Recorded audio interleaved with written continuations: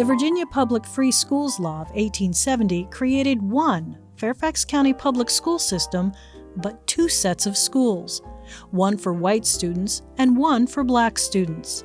In the early years of FCPS, rural education among the white and black schools of the county shared many similarities, such as outhouses, well water, and inadequate facilities. However, the school trustees were slow to build much-needed schoolhouses for black children. From 1872 to 1905, the number of school buildings for white children increased from 36 to 75, but the number of schools for black children only increased from 13 to 21. During that same period of time, enrollment increased from about 2,200 students to 3,700 students. But the racial makeup of the student body remained stable, with black children comprising about 30% of the student population. From the 1870s well into the 20th century, black children often attended school in church buildings that had been either rented or donated for use during the school week. Because each magisterial district operated its own schools, teacher salaries varied by district.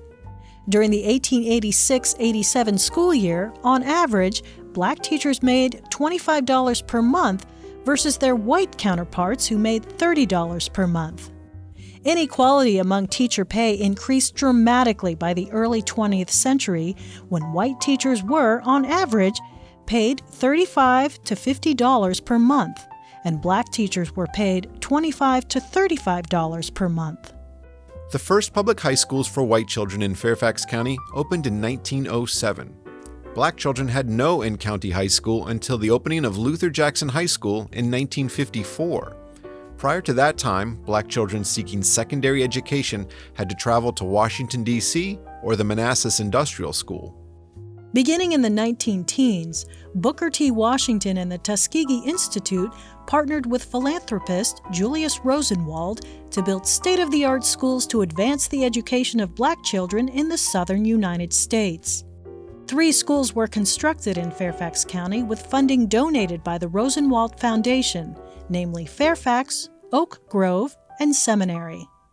In the 1930s, when the rural white schools were closed and the students consolidated into brick buildings, black students had to make do with hand-me-down books and materials in deteriorating 1- and 2-room wooden schoolhouses.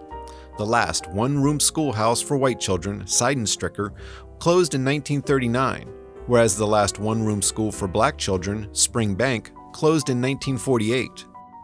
Early school buildings were heated by wood or coal-burning potbelly stoves.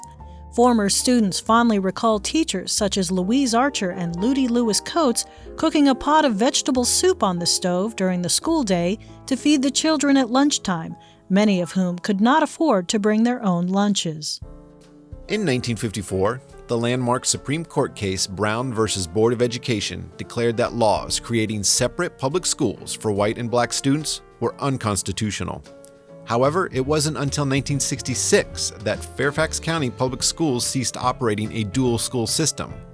96 years after the founding of FCPS, its 2 sets of schools finally became one. Follow Schools of Yesteryear as we continue to explore the history of the early public schools of Fairfax County.